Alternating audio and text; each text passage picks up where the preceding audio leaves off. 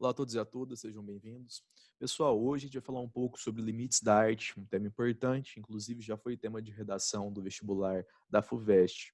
E isso não impede, é claro, dessa temática ser, de certa maneira, desenvolvida, para outros vestibulares, para outras instituições de outras formas.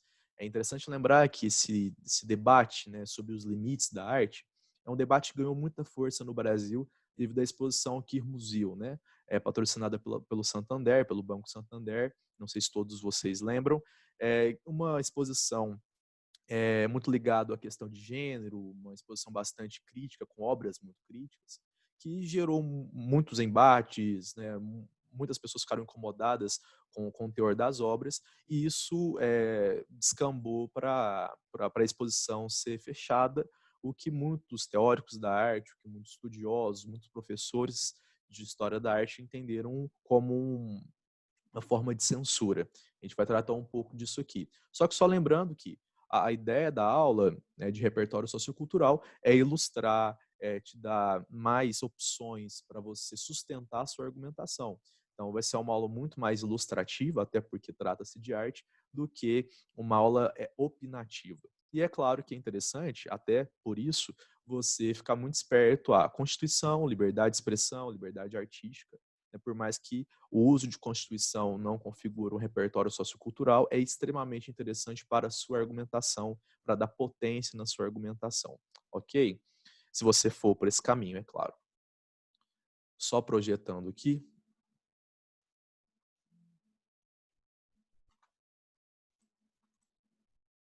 Bom, vamos lá. Esse primeiro quadro, depois vocês vão entender o porquê, desse quadro. Mas a primeira coisa que eu quero colocar aqui para vocês é o seguinte: quando eu fui pegar realmente, já tem um tempo para ler, estudar, a argumentação das pessoas que se incomodaram, não só com a exposição do Kirmuseo, mas várias outras exposições que foram tratadas como exposições artísticas polêmicas, basicamente a maioria das argumentações gira em torno da seguinte fala: isso não é arte. E aí qual que é a grande questão? Não existe um conceito fechado de arte. Se você lembrar das suas aulas de história, por exemplo, muito provavelmente na primeira aula, o professor ele tentou ali conceituar história, ele conseguiu.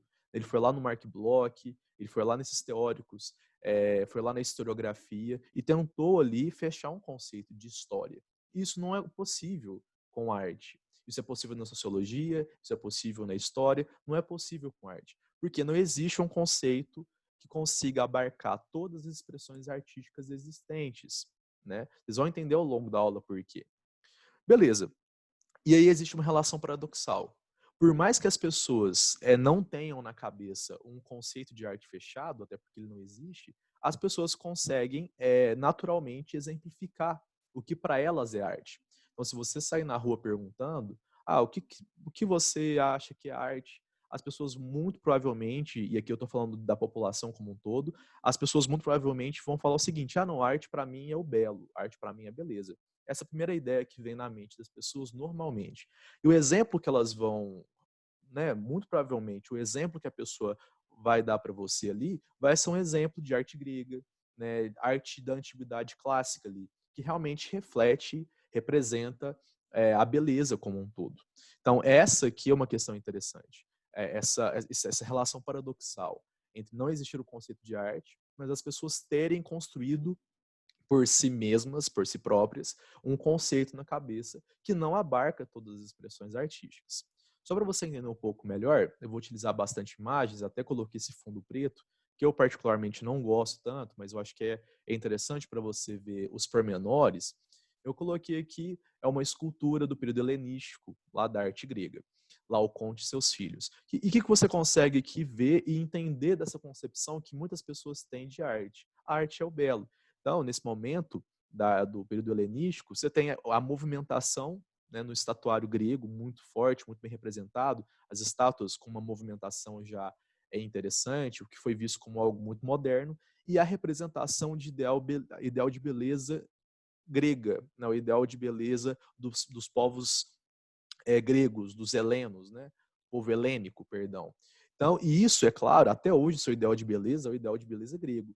E aí o que acontece? Quando a pessoa ela acontece de ter contato com uma arte moderna, por exemplo, que vai perder a beleza como centro do fazer artístico, essa pessoa ela entra em choque, né? Porque isso não representa arte para ela. E aí, é claro, esse ideal de beleza ele vai sendo transformado, né? Aqui você tem, por exemplo, o Renascimento italiano, né? O Michelangelo com Pietà, de novo, é uma arte que foi entendida como muito bela, até porque o Renascimento vai, né, depois da arte cristã, vai voltar na Antiguidade Clássica, recuperando o ideal de beleza dos gregos, dos romanos também. E aqui você consegue entender a Igreja Católica, né, comprando a estética renascentista, não o espírito, né, porque o espírito renascentista está muito ligado ao antropocentrismo, mas a Igreja vai lá e compra essa estética, né, realmente para representar o seu esplendor, também para funcionar como catequização, como evangelização, né, como uma função pedagógica também, da pessoa olhar, ficar admirada com tamanha beleza e se elevar, né? E aí, um outro ponto interessante, obras famosas. Se você sair na rua perguntando para as pessoas, me fala uma obra que você gosta, que você entende que é uma obra máxima, muito provavelmente alguém vai falar aí alguma obra do Leonardo da Vinci, também do Renascimento italiano. Coloquei aqui, né, duas damas, né, Mona Lisa e a Dama de Arminho, né, do Da Vinci, períodos diferentes, todos, a Mona Lisa do século XVI e Dama do Arminho do século XV. E aqui que você consegue entender, né? O Da Vinci foi um dos primeiros artistas que entendeu e conseguiu vislumbrar a beleza no corpo humano, né? Eu acho que o melhor exemplo é o homem vitruviano. E aí você tem a beleza sendo reconfigurada no Renascimento, período lá da Alta Renascença, em que vários artistas começaram a ter um interesse por anatomia, né? Não é à toa que vão começar a se preocupar com o corpo, né? De secar, né, as pessoas para realmente ver o músculo e tentar copiar na escultura e na pintura. E isso também faz parte do status quo artístico, das pessoas lembrarem, né, de ter isso guardado na memória como arte, certo? Só que veja que engraçado, por mais que, e aqui eu estou tratando do mesmo período, o Renascimento italiano, por mais que essas obras, só voltando aqui, representam arte na cabeça das pessoas, aquilo que deve ser realmente pintado, expresso, muitas dessas obras foram muito polêmicas para o momento. E hoje não é mais. E aí a gente começa a entrar em uma outra discussão, que a polêmica depende muito do contexto, depende muito do momento. O que é entendido como uma obra polêmica hoje, daqui a alguns anos, pode ser tratado inclusive como ideal de arte. É o caso do Michelangelo com Capela Sistina, né? Quando Michelangelo, primeiro, expõe, né, corpos nus, né, no teto da Capela Sistina, e para além disso, quando Michelangelo começa a dar uma ênfase no antropocentrismo, né, veja que eu acho que a parte mais famosa, né, do teto da Capela Sistina é esse quadro. Veja, por exemplo, o esforço que Deus faz para tocar, né, na mão de Adão. E Adão não está expressando muito esforço. Ele está mais de boa, está mais na dele. Isso foi extremamente polêmico para a época, extremamente debatido, né? O Michelangelo, não vou falar que ele sofreu, até porque ele era, né, uma pessoa com um comportamento bem atípico, mas, obviamente, com certeza, ele escutou muito, né, por ter configurado essas obras. Né, só para você ter uma visão mais ampla, né, o Teto Capela Sistina, que inclusive depois, né, de muito tempo, encontrou-se formas anatômicas, né, que o Michelangelo foi colocando formas anatômicas no teto da Capela Sistina, formas que lembram cérebro, rim, por aí vai, para você entender o grau é, de, de quebrar, né, de romper, né, com esse status quo artístico. Bom, e aí eu coloquei uma obra aqui do Renascimento do Norte, porque eu entendo que é na Renascença do Norte que começa a brotar esse espírito, né, que vai desencadear lá na arte moderna, que é o espírito de romper com qualquer cânone artístico. Aqui eu não tenho esse tempo, e também não é o foco, mas quando você for estudar a história da arte, você vai entender que a história da arte ela é baseada em vários cânones. O que é um cânone? Cânone vem da palavra canon, que significa régua. Tem várias regras, réguas, né, normas que não podem ser quebradas.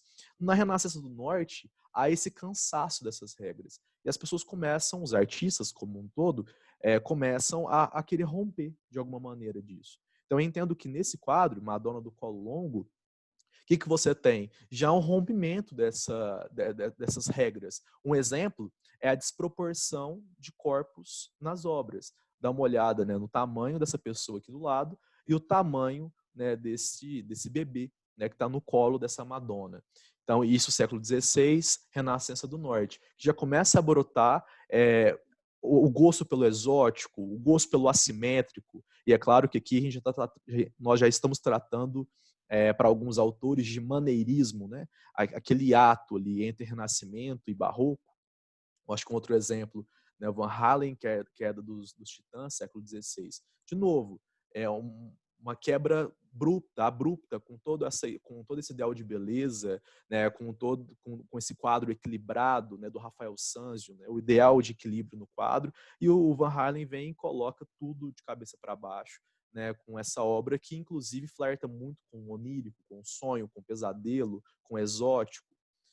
E aí eu coloquei o William Turner, que no meu entendimento de muitos outros pensadores muito mais importantes do que eu, vai influenciar muito o impressionismo, né?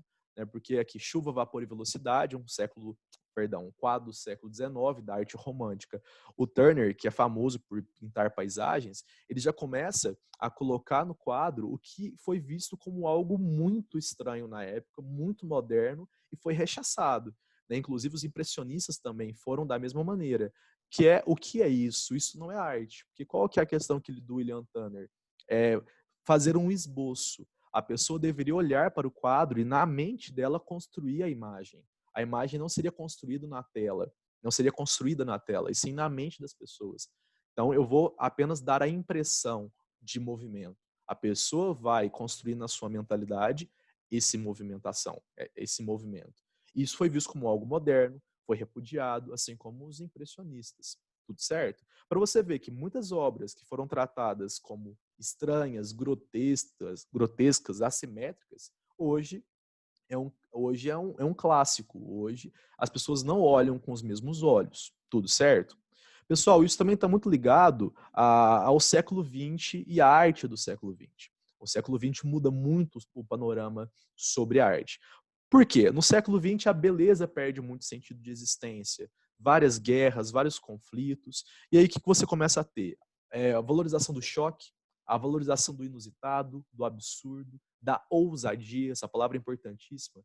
Né? Vários artistas desse momento foram valorizados por serem ousados. Eu acho que o melhor exemplo, o Pablo Picasso, né, com as senhoritas de Avignon, que foi buscar lá nas máscaras africanas a força, né, da magia das máscaras africanas para dar potência, ousadia para o seu quadro. Aqui também existe no século XX um cansaço do Ocidente. Realmente, desculpa o termo, mas um saco cheio dessas regrinhas, né, desse ideal de beleza. E existem outras questões aqui também, para além dessas, que é a subjetividade histórica. Aqui no século XX, o artista começa a ter um pouco mais de potência de pintar fatos históricos a partir da sua ótica. Isso começa lá com arte romântica, com Goya, e vai criando força até chegar no século XX. Com Picasso também, um exemplo aqui seria Guernica, né? O olhar do artista sobre um fato histórico. E para além disso, pessoal, o impacto da fotografia. A fotografia ela consegue registrar a realidade, assim como ela é. Então a pintura também perde um pouco desse sentido, de imitar a realidade, de traduzir o belo. Até porque o belo que já existe começa a ser captado pela fotografia. E aí a pintura também ganha outras conotações. Aqui, por exemplo, é valorizado a terceira função da arte, que é a função formalista. As pessoas se preocupam mais com as formas. Veja, cubismo, futurismo, construtivismo. Coloquei aqui vários movimentos para vocês. Obviamente, eu não vou falar de todos, né? Você tem o fauvismo, por exemplo, que vai brincar muito com as cores, o expressionismo, arte naif, cubismo, futurismo, eu coloquei vários aqui, que eu entendo que são estéticas que vêm desde o século XX, e aqui também já configurando a arte contemporânea, que vai arrebentar com o pensamento das pessoas sobre arte. E aqui pode estar a explicação no seu texto do porquê que as pessoas não compreenderam e não compreendem muitas obras de arte moderna e contemporânea. Bom, você vai entender melhor com as imagens. É, uma obra que é famosíssima por ser contestatória, né, por valorizar o absurdo, a ousadia, né, o Marcel Duchamp, com A Fonte, 1917, né, que ele assina com Hermuff, né, e choca o mundo da arte, choca o mercado da arte. Aqui existem várias questões implícitas na obra, que é dar um tapa na cara dos críticos de arte. O Marcel Duchamp começa a dizer arte é tudo aquilo que eu achar, né, que eu entender que é arte. E aí ele começa a inaugurar já o ready-made. Todo mundo pode ser artista, porque o Duchamp, assim como várias outras pessoas, começam a entender que a arte começa a virar artigo de luxo, começa a virar apenas capital cultural de museu, e aí a arte começa a se distanciar das pessoas, e ele começa aqui, de certa maneira, a propor uma democratização artística. É claro que ele nunca iria prever a porta que ele estava abrindo, né? Que é a porta para vários neodadaístas. Mas aqui existe essa concepção que muitas pessoas não compreendem, e não é culpa das pessoas. Eu vou falar no final da aula que a falta de ensino sobre arte é complicado para as pessoas. É até injusto, né, você cobrar de uma pessoa que não teve acesso ao conhecimento artístico entender o dadaísmo, entender o Duchamp. Bom, essa obra eu entendo que ela é fundamental para o tema, fundamental, né, o surrealismo do Magritte, é a traição das imagens, até esqueci de colocar o nome do Magritte aí. E aí você tem, né, a pintura de um cachimbo, e isso não é um cachimbo. Isso aqui é importante, pessoal, porque a revolta das pessoas, por exemplo, no Queer-Museu, estava muito voltada ao fato de que você tinha ali a imagem de Cristo, né, sendo transformada, né, de outras formas e tal. As pessoas criaram na cabeça que a representação é a coisa em si. Então, se eu represento Cristo, aquilo é o Cristo. Isso vem desde a arte cristã. Se você for pegar, por exemplo, a arte bizantina, os ícones bizantinos tinham essa função, né? A pessoa acreditava que ali sim estava o ser sacralizado. E o Magritte vem quebrar isso. O que ele está falando para a gente com esse quadro? Isso não é um cachimbo. Cara, não é a coisa em si, é a representação do cachimbo. Essa é uma marca do século XX e do século XXI. Arte representativa. Então, se eu coloco lá uma brincadeira com algum tema sacro, eu não estou banalizando o sacro, eu estou representando o sacro de outra forma. É claro que muitas pessoas não vão entender isso, não vão concordar, mas esta é a concepção. E é claro, existem várias outras interpretações dessa obra do Magritte, né? O Michel Foucault já escreveu muito sobre, eu não tenho tanto tempo aqui para dizer tudo, mas essa é uma concepção que eu entendo importante para o entendimento do tema, certo? Bom, e o Piero Manzoni, outro tapa na cara do mercado de arte, né, coloca os seus excrementos em várias latinhas, né, na década de 60, e começa a expor essas latas de cocô como uma forma de arte. Também, né, nessa esteira do champ, do dadaísmo, de romper, e aí de novo, vamos voltar, né, valorização do absurdo, da ousadia. E aí você tem o André Serrano, né? Essa obra foi a obra que eu abri a aula, né? Inclusive essa obra ela foi já atacada em algum, não vou lembrar o museu, mas eu lembro que foi por um pastor, né, que ele pegou um crucifixo, jogou num tambor de urina e tirou uma fotografia. Desse outro lado, cabeça de vaca, né, que ele pega uma cabeça de vaca e também tira uma foto. Bom, e aqui a minha intenção, pessoal, é te dar, por isso que eu estou mostrando todas essas imagens, é te dar repertório de obras que chocaram de alguma forma as pessoas. Que o Mark Quinn, 1991, Mark Quinn basicamente tirava o seu próprio sangue, congelava e fazia ali uma escultura representando a sua própria cabeça, né? Também, de novo, com essa valorização da ousadia que é tão clássico da arte contemporânea. E aí, só para a gente entender uma outra coisa, a relação natural entre o espanto e o moderno. Normalmente, pessoal, tudo que é novo, tudo que é inovador, as pessoas tendem a estranhar, a repudiar. Foi o que aconteceu no Brasil com a exposição da pintora Anita Malfatti, em 1917. Né? Foi a primeira exposição de arte moderna? Não, o Lázaro Segel já tinha feito em 1913, salvo engano, mas a exposição da Anita Malfatti causou muito choque nas pessoas, porque a Anita Malfatti vem muito influenciada da Europa do expressionismo, né? E aí tornou-se a exposição da Anita um marco da arte moderna no Brasil. Coloquei todas as pinturas, né, e algumas gravuras. E o que acontece? Nessa exposição de arte moderna, quem estava lá presente? O Monteiro Lobato, que no momento era o cara. O Monteiro Lobato era uma autoridade artística. O Monteiro Lobato olha para as obras, ele odeia tudo aquilo e vai escrever o artigo mais agressivo que eu já li na minha vida: paranoia ou mistificação. O Monteiro Lobato representa, basicamente nesse momento, vou te falar por que eu estou enfatizando nesse momento, porque depois ele vai mudar de opinião, mas nesse momento, 1917, século XX, o Monteiro Lobato ele representa toda essa mentalidade arcaica, essa mentalidade do Brasil de não compreender o novo, de repudiar o novo, né? Toda essa mentalidade aristocrática. Ele vai e escreve Paranoia ou Mistificação, justamente porque não compreende o expressionismo da Anita Malfatti. E aqui que está a grande chave para o seu texto, para o tema Limites da Arte. Tudo aquilo que a gente não compreende, a gente tende a repudiar, tende a criticar. Bom, eu selecionei aqui duas partes que eu entendi que foram muito agressivas do artigo. Não vou ler tudo, é claro, mas ele começa, né? Há 12 espécies de artistas, uma composta dos que veem normalmente as coisas. Em consequência disso, fazem arte pura. Então veja que já existe na cabeça do Monteiro Lobato uma classificação. Aquele cara que faz arte pura é o que vê normalmente as coisas, não está doente dos olhos.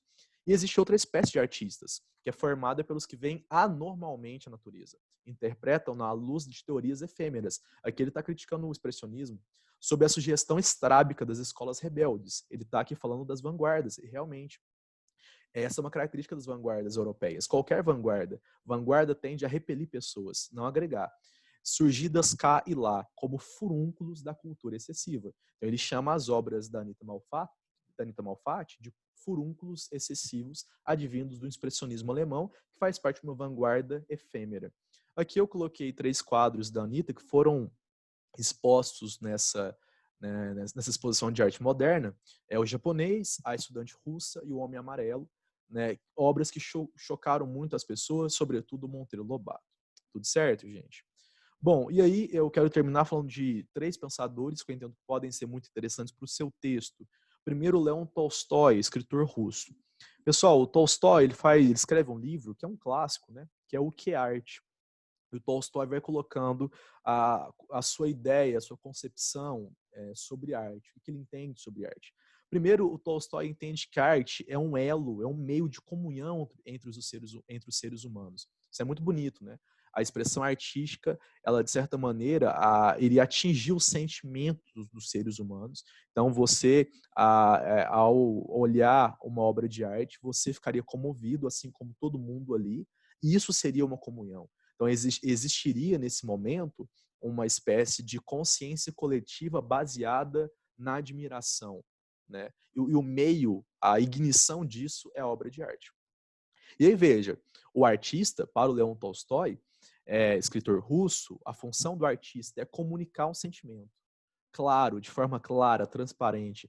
Esse sentimentalismo teria que ser colocado na tela e exerceria ali uma relação dialética entre o emissor e o receptor. Então, eu que estou vendo a obra, eu deveria sentir a emoção do artista. Então, para o Leon Tolstói, a boa arte, coloquei entre aspas, né, porque isso é muito subjetivo, a boa arte deve ser o quê? Clara, transparente. Todo mundo deve entender. Entender o quê? O sentimento do artista. Qual é o problema para o Leon Tolstói? Com o caminhar das coisas, ao longo dos tempos, a arte ficou cada vez mais confusa, complicada. Inclusive, ele vai até criticar o Baudelaire, né, que ele escreve muito difícil. Então, o Leon Tolstói vai defender uma arte que todo mundo entenda. Não pode ser difícil, porque se for difícil, se for complicado, se for cheio de normas, de regras, de códigos, ninguém vai, ou poucas pessoas, vão sentir o sentimento do artista. Ele chama isso de empobrecimento da arte. A arte moderna, a arte do século XX, seria uma arte pobre, porque ela é pobre de comunicação. E ele vai colocando aqui alguns culpados disso. Primeiro, o Tolstói entende que a profissionalização do artista é um culpado disso. Por quê? Ele entende que na hora que o artista vira profissional, ele começa a atender aos interesses do capital. E aí perde a emocionalidade, perde a sinceridade artística. Ele não vai representar na tela aquilo que ele realmente quer representar. Ele vai representar aquilo que as pessoas estão pedindo para ele representar. Você pode, inclusive, buscar nessa explicação lá o mecenato do Renascimento, né? Pessoas que começam a bancar profissionais da arte. E aí o artista começa a ter cada vez mais status. 2, a crítica da arte. O Tolstói entende o seguinte: se a arte, se ela deve ser clara, transparente, para que crítico? Não precisa de ter crítico para entender algo que deveria ser claro. Então, é aquele filme que você viu e você não entendeu, aí você vai buscar na internet uma explicação, isso é bobagem para o Tolstói. Porque se você vê um filme e você não entendeu, esse filme não presta, porque ele não conseguiu ser claro para você. Terceiro, a escola de arte. O Tolstói vai criticar, porque a escola de arte, de novo, se a arte deveria ser algo, uma espécie natural, social, intrínseca ao entendimento de todos os seres humanos, para que ter uma escola? A arte é natural, todo mundo deveria nascer já admirando e entendendo essa admiração. Não haveria necessidade de uma escola de arte, assim como porque não tinha por que ter crítica de arte. Tudo certo? E aí essa é uma crítica, é uma concepção de arte que você pode usar no seu texto para tentar, né, colocar ali uma compreensão, né, do porquê que muitas pessoas criticam, muitas pessoas não compreendem a arte, sobretudo moderna e contemporânea.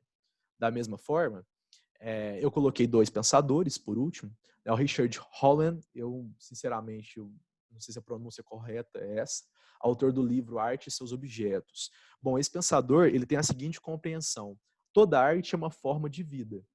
Se toda arte é uma forma de vida, toda arte ela é subjetiva. Toda arte vai representar, vai ilustrar aquilo que o autor pensa subjetivamente.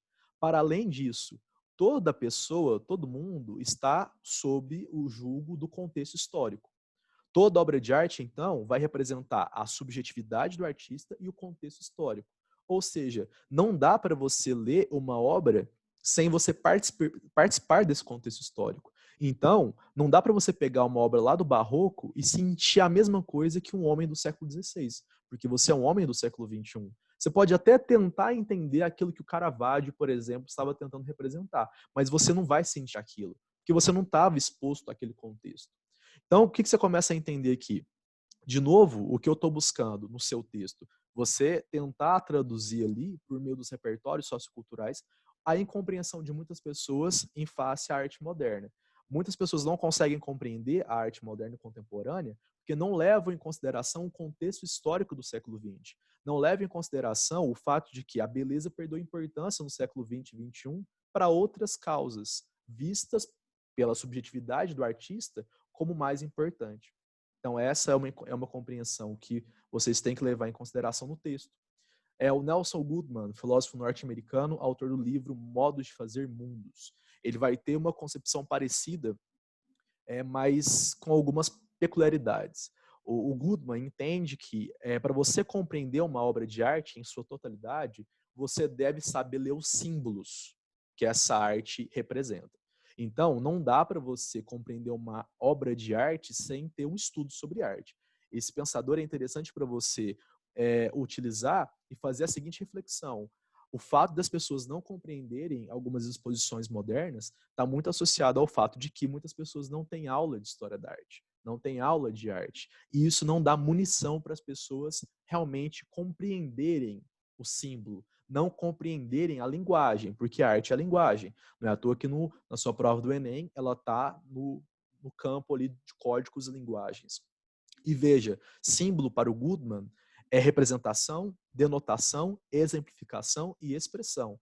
Então, esse sujeito, ele deve ter na sua cabeça tudo isso muito claro. O que é representação? O que é uma denotação? O que é uma exemplificação? O que é uma expressão? Se ele não tiver tudo isso na cabeça, se ele não tiver essa bala na agulha, ele não vai conseguir compreender essa obra de arte. Por quê? A partir do século XX, devido à função formalista estar muito forte, o que é a função formalista? A preocupação com a forma. As obras de arte realmente começaram a ficar um pouco mais complicadas. Até criou-se a necessidade de mais críticos, né, das pessoas explicarem o que é essa obra de arte. Porque isso é uma questão do contexto. E para ilustrar tudo isso que eu estou tentando dizer aqui para vocês, eu coloquei uma obra do Andy Arrow, Latas de Sopa Campbell, da Pop Art. Por que eu coloquei essa obra? Bom, não tem como você entender essa obra sem entender primeiro o contexto, porque é essa obra que está fazendo uma conexão com o consumismo, né, uma crítica do Andy Arrow, na verdade, assim, algumas pessoas entendem como crítica, outras não, mas é uma reflexão sobre o consumismo. A propaganda, né, a lata de sopa a todo momento, no supermercado, na revista, na televisão, e também não dá para você compreender essa obra sem entender os símbolos. Qual que é um símbolo aqui importante para você entender o que o Andy Arrow quer que você entenda? A repetição. Várias latas iguais. Inclusive, chegou um momento na vida do Andy Arrow que ele nem pintava mais latas de sopa Campbell. Ele tinha um carimbo. Ele só carimbava e passava por cima. Justamente para imitar a indústria, para imitar a relação de consumo. Veja, isso é código. Não dá para você entender sem ter esse código na cabeça. Tudo certo, gente? Bom, basicamente isso. Tranquilo? Qualquer dúvida, como sempre, fique à vontade para perguntas, críticas, contestações. Além disso, muito obrigado e bons estudos.